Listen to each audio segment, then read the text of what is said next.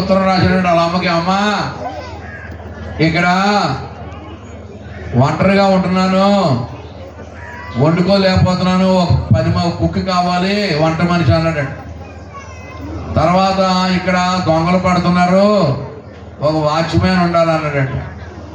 తర్వాత ఉతుక్కోలేకపోతున్నాను, ఒక చాకలి అవసరం అన్నాడట. అమ్మ ఇక్కడ చాలా చలిగా ఉంది, ఒక రగ్గ అవసరం అన్నాడట.